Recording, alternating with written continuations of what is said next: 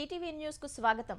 లగచర్లలో pharma కంపెనీలకు వ్యతిరేకంగా ప్రజాందోళనలు తీవ్రస్థాయికి చేరిన వేళ తెలంగాణ ప్రభుత్వం కీలక నిర్ణయం తీసుకుంది. లగచర్ల సహా హకింపేట, పోలేపల్లిలో ఫార్మా కంపెనీల ఏర్పాటుకు భూ కేటాయింపులు చేయాలన్న నిర్ణయాన్ని తెలంగాణ సర్కార్ వెనక్కి తీసుకుంది. ఆయా గ్రామాల్లో ఫార్మా కాకుండా ఇతర కంపెనీలు ఏర్పాటు చేస్తే స్వచ్ఛందంగా భూములు ఇస్తామని స్థానికులు చెబుతుండటంతో అక్కడ ఫార్మా కంపెనీల ఏర్పాటు నిర్ణయాన్ని ప్రభుత్వం ఉపసంహరించుకుంది.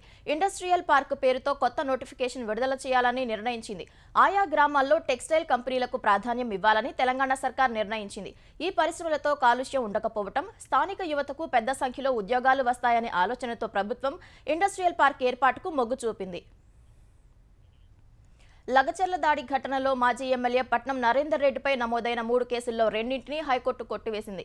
బొమ్రాస్పేట పోలీస్ స్టేషన్లో నమోదైన కేసుల్లో రెండింటిని కొట్టివేస్తూ ఉత్తర్వులు జారీ చేసింది. లగచర్లలో ఈ నెల అధికారులపై జరిగిన దాడిలో బొమ్రాస్పేట పోలీసులు మొదట ఒక కేసు నమోదు చేసి అనుబంధంగా మరో 2 ఎఫ్ఐఆర్లు నమోదు చేశారు. ఈ 3 కేసుల్లో పట్నం నరేందర్ రెడ్డిని నిందితుడిగా చేర్చారు. ఇలా 3 కేసులు నమోదు చేయటాన్ని సవాల్ చేస్తూ పట్నం నరేందర్ రెడ్డి వేసిన పిటిషన్పై విచారణ జరిపిన హైకోర్టు ఒకే ఘటనలో వేర్వేరు ఎఫ్ఐఆర్లు నమోదు చేయరాదని సుప్రీంకోర్టు ఆదేశాలున్నట్లు పిటిషనర్ చేసిన వాదనను పరిగణలోకి తీసుకుంది. 2 ఎఫ్ఐఆర్లను కొట్టివేస్తూ ఉత్తర్వులు ఇచ్చింది. కేసీఆర్ లేకపోతే తెలంగాణ రాష్ట్రమే లేదని, ప్రత్యేక రాష్ట్రం కోసం కేసీఆర్ నిబద్ధత, నిజాయితీతో పనిచేశారని బీఆర్ఎస్ నేతలు అన్నారు. రాష్ట్ర వ్యాప్తంగా దీక్షా దివస్ నిర్వహించిన ఆ పార్టీ నేతలు ప్రత్యేక రాష్ట్ర సాధన కోసం చేసిన పోరాటాలను గుర్తు చేసుకున్నారు. సిద్దిపేటలో జరిగిన దీక్షా దివస్ లో పాల్గొన్న మాజీ మంత్రి హరీష్ రావు కాంగ్రెస్ ప్రభుత్వంపై విమర్శలు గుప్పించారు. బీఆర్ఎస్ పోరాటం వల్లే లగచర్ల భూసేకరణపై రేవంత్ ప్రభుత్వం నోటిఫికేషన్ రద్దు చేసిందన్నారు. హైడ్రాపై ప్రభుత్వం వెనక్కి తగ్గడానికి బీఆర్ఎస్ కారణమని పేర్కొన్నారు. ఏదో సాధించినట్లు కాంగ్రెస్ ప్రభుత్వం విజయోత్సవాలు చేస్తుందని బీఆర్ఎస్ కార్యనిర్వాహక అధ్యక్షుడు కేటీఆర్ విమర్శించారు. ఏడాది పాలన ఎలా ఉందో రాష్ట్రంలో ఎక్కడికైనా వెళ్లి ప్రజలను అడుగుదామా అంటూ సవాల్ విసిరారు. దీక్షా దివస్ లో భాగంగా కరీంనగర్, అల్గునూరు కూడలిలో జరిగిన సభలో పాల్గొన్న కేటీఆర్ తెలంగాణను మోసం చేసిన కాంగ్రెస్ పార్టీనే అమలు కాని హామీలు ఇచ్చి అధికారంలోకి వచ్చిందని ఆరోపించారు. తెలంగాణ ఇవ్వాలనే దృఢ సంకల్పంతో సోనియా గాంధీ లేకుంటే ప్రత్యేక రాష్ట్రం వచ్చేదా అనే విషయాన్ని దీక్షా దివస్ చేస్తున్న బీఆర్ఎస్ నేతలు ఆత్మవిమర్శ చేసుకోవాలని మంత్రి పొన్నం ప్రభాకర్ అన్నారు. హన్మకొండ జిల్లా కొత్తకొండ శ్రీ వీరభద్ర స్వామిని దర్శించుకున్న ఆయన ప్రత్యేక రాష్ట్రం కల సాకారం చేసిన సోనియా గాంధీ పట్ల తెలంగాణలోని అన్ని రాజకీయ పార్టీలు కృతజ్ఞతతో ఉండాలని చెప్పారు. తెలంగాణ ఏర్పాటును కించపరుస్తూ ప్రధాని మోదీ చేసిన వ్యాఖ్యలను రాష్ట్ర బీజేపీ నేతలు ఎందుకు ఖండించడం లేదని ప్రశ్నించారు.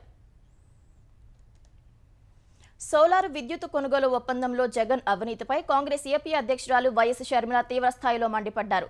శాలువాలు, సన్మానాలు, అవార్డులు కోరుకునే ముందు జగన్ కొన్ని ప్రశ్నలకు సమాధానం చెప్పాలంటూ ఎక్స్లో పేర్కొన్నారు. 2021 మే నెలలో సెకీ వేసిన వేలంలో యూనిట్ ధర గరిష్టంగా ₹2.14 ఉంటే జగన్ ₹2.49 కొన్నందుకు శాలువాలు కప్పాలా అని నిలదీశారు. అదాని వద్ద గుజరాత్ యూనిట్ ధర ₹99 కొంటే అదే కంపెనీ నుంచి 50 పైసలు ఎక్కువ పెట్టి ₹2.49 కొన్నందుకు జగన్ కు సన్మానాలు చేయాలా అని ఎద్దేవా చేశారు. గుజరాత్ కు ఇచ్చిన రేటు ప్రకారం ఏపీకి ₹99 అదాని ఎందుకు ఇవ్వలేదని నిలదీశారు. ఒక ముఖ్యమంత్రిని ఒక వ్యాపారవేత్త అధికారంగా కలిస్తే గోప్యత పాటించడం దేశంలో ఎక్కడైనా ఉందా అని ఆమె మండిపడ్డారు. అదాని కలవటం ఒక చరిత్ర అయితే 1750 కోట్లు నేరుగా ఓ ముఖ్యమంత్రికి ముడుపులు ఇవ్వటం చరిత్రేనని ఎద్దేవా చేశారు. నిజంగా అదానీతో చేసుకున్న ఒప్పందంలో అవినీతి లేకుంటే, రహస్య ఒప్పందాలు జరగకుంటే, అమెరికా దర్యాప్తు సంస్థలు జగన్పై తప్పుడు ఆరోపణలు చేసి ఉంటే జగన్ అదానీ వల్ల ఆర్థికంగా లబ్ధి పొందలేదని బైబిల్ మీద ప్రమాణం చేయాలని డిమాండ్ చేశారు. సోలార్ విద్యుత్ కొనుగోలు ఒప్పందానికి సంబంధించి మాజీ సీఎం జగన్ మీడియా సాక్షిగా పచ్చి అబద్ధాలు మాట్లాడారని మాజీ మంత్రి డొక్కా మాణిక్య వరప్రసాద్ మండిపడ్డారు. అమెరికా కోర్టులో దాఖలైన అభియోగాల్లో తన పేరు లేదని జగన్ బుకాయించడంపై ఆగ్రహం వ్యక్తం చేసిన వరప్రసాద్ జగన్ హయాంలో జరిగిన దానికి వేరే వారు ఎందుకు బాధ్యత వహించాలని ప్రశ్నించారు. East India company, Warren Hasting మాదిరిగా జగన్ ఏపీ ప్రజల్ని దోచుకున్నారని ఆరోపించారు. మోసానికి చొక్కా ప్యాంటు వేస్తే అచ్చం జగన్ లాగే ఉంటాయని విమర్శించారు. ఏపీ పోలీసుల నుంచి తప్పించుకున్న అమెరికాలో జగన్ కు శిక్ష తప్పదని పేర్కొన్నారు. కాకినాడ పోర్టును స్మగ్లింగ్ హబ్గా మార్చారని ఆంధ్రప్రదేశ్ ఉప ముఖ్యమంత్రి పవన్ కళ్యాణ్ అన్నారు. ప్రభుత్వం ప్రత్యేక పర్యవేక్షణ తనిఖీలు చేపట్టిన రేషన్ బియ్యం అక్రమ రవాణా జరుగుతుండటంతో స్వయంగా రంగంలోకి దిగిన ఆయన పౌర సరఫరాల శాఖ మంత్రి నాదెండ్ల మనోహర్ జిల్లా అధికారులతో కలిసి కాకినాడ యాంకరేజ్ పోర్టులో తనిఖీలు నిర్వహించారు. పశ్చిమ ఆఫ్రికా దేశాలకు తరలించేందుకు సిద్ధంగా ఉన్న 1064 టన్నుల బియ్యం సంచులను పరిశీలించారు. ఇటీవల సముద్రంలో పట్టుబడిన రేషన్ బియ్యాన్ని అధికారులతో కలిసి సముద్రంలోకి వెళ్లి పరిశీలించారు. కాకినాడ పోర్టు నుంచి భారీగా బియ్యం అక్రమ రవాణా అవుతుండటం పట్ల అధికారులపై పవన్ కళ్యాణ్ మండిపడ్డారు. రేషన్ బియ్యం యథేచ్ఛగా షిప్లలో తరలిపోతుంటే ఏం చేస్తున్నారని జిల్లా పోర్టు అధికారులను నిలదీశారు. ప్రతిసారి ప్రజా ప్రతినిధులు నాయకులు వస్తేనే బియ్యం అక్రమ రవాణాను ఆపుతారా అని ప్రశ్నించారు. రేషన్ బియ్యం అక్రమ రవాణా వెనుక ఎవరు ఉన్నా వారు ఎంతటి వారైనా కఠిన చర్యలు తీసుకోవాలని పవన్ ఆదేశించారు. బియ్యం స్మగ్లింగ్ పై నిరంతరం అప్రమత్తంగా ఉండాలని కాకినాడ నగర ఎమ్మెల్యే కొండబాబుకు పవన్ సూచించారు. 2 రోజుల క్రితం సముద్రం లోపల రవాణాకు సిద్ధమై వెళ్తున్న 640 టన్నుల బియ్యాన్ని కాకినాడ జిల్లా కలెక్టర్ పట్టుకున్నారు. ప్రజల ఆందోళనకు కారణమైన నిర్మల్ జిల్లా దిలావర్పూర్ ఇథనాల్ కర్మాగారానికి గత బీఆర్ఎస్ ప్రభుత్వమే అనుమతులు ఇచ్చిందని కాంగ్రెస్ సర్కారు స్పష్టం చేసింది. ఈ మేరకు కంపెనీ అనుమతులకు సంబంధించిన దస్త్రాలను బయటపట్టింది.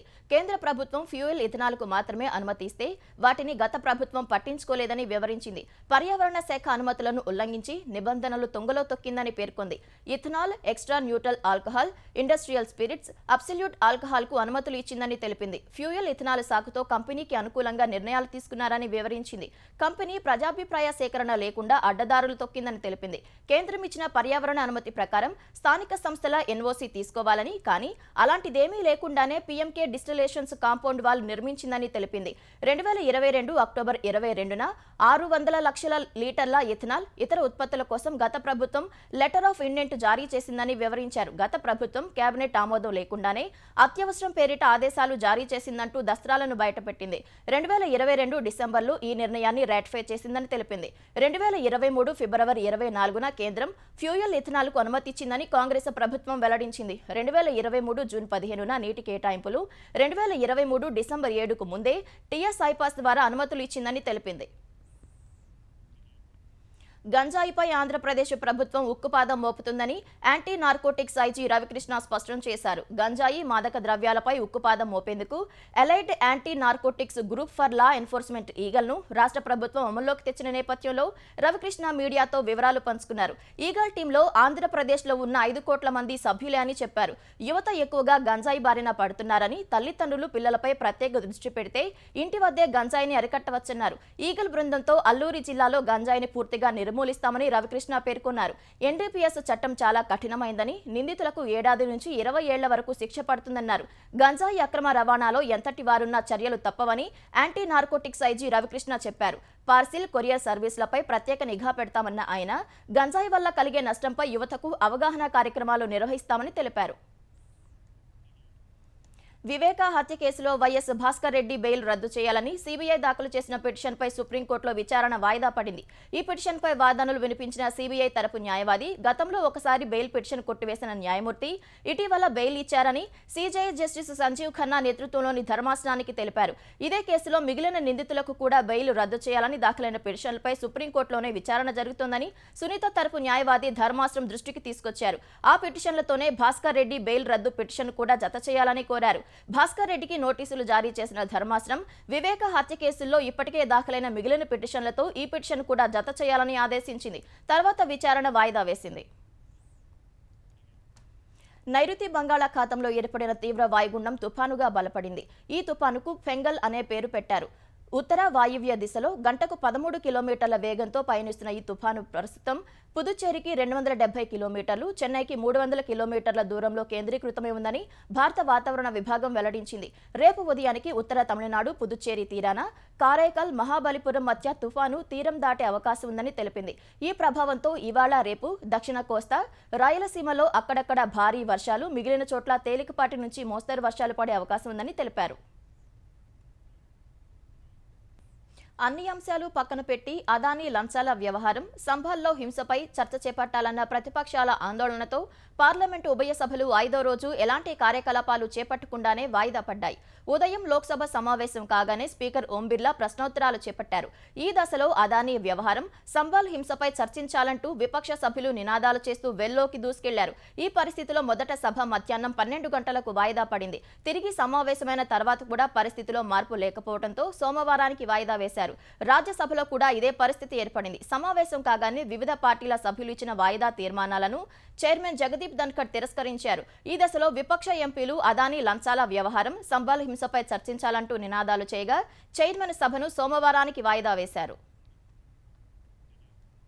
మహారాష్ట్ర ఎన్నికల ఫలితాలు వెల్లడై 6 రోజులైన కొత్త ప్రభుత్వం ఏర్పాటుపై సస్పెన్స్ కొనసాగుతోంది. ఈసారి బీజేపీ నాయకుడే సీఎం పగ్గాలు చేపట్టనుండగా గత రాత్రి ఢిల్లీలో సమావేశమైన మహాయుతి నేతలు మంత్రివర్గ కూర్పుపై ఓ నిర్ణయానికి వచ్చినట్లు తెలిసింది. బీజేపీ అధ్యక్షుడు జేపీ నడ్డా, ఆపద్ధర్మ సీఎం ఏక్నాథ్ సిందే, డిప్యూటీ సీఎంలు దేవేంద్ర ఫడణవీస్, అజిత్ పవార్ పాల్గొన్న ఈ భేటీలో సీఎం పదవి బీజేపీకి ఇవ్వాలని నిర్ణయించినట్లు తెలుస్తోంది. ఎవరికి ఎన్ని మంత్రి పదవులు అనే అంశంపై ప్రాథమికంగా చర్చించగా శివసేన నుంచి కనీసం 12 మందికి అవకాశం ఇవ్వాలని సిందే డిమాండ్ చేసినట్లు తెలిసింది. దేవేంద్ర ఫడణవీస్ మరోసారి సీఎం పదవి చేపట్టనుండగా 2 డిప్యూటీల ఫార్ములాను కొనసాగించాలని బీజేపీ నిర్ణయించగా సిందే తన కుమారుడు శ్రీకాంత్ కు డిప్యూటీ సీఎం పదవి ఇవ్వాలని కోరుతున్నట్లు తెలిసింది. హోంశాఖ సహా పట్టణాభివృద్ధి శాఖలను సిందే కోరినట్లు తెలుస్తోంది. అజిత్ పవార్ కు డిప్యూటీ సీఎం సహా ఆర్థిక, మైనారిటీ సంక్షేమం, మహిళా శిశు సంక్షేమ శాఖలు దక్కుతాయని తెలిసింది. ఈ అంశాలపై తుది నిర్ణయం తీసుకునేందుకు ఇవాళ ముంబైలో మహాయుతి కూటమి భేటీ కావాల్సి ఉన్నప్పటికీ సిందే తన సొంతూరుకు వెళ్లినందున అది వాయిదా పడింది. అన్ని సజావుగా సాగితే మహారాష్ట్రలో డిసెంబర్ 2 లేదా 5న కొత్త ప్రభుత్వం ఏర్పడనుంది. సీఎం, 2 ఉప ముఖ్యమంత్రులు, మంత్రులు ప్రమాణ స్వీకారం చేస్తారని సంబంధిత వర్గాలు పేర్కొన్నాయి.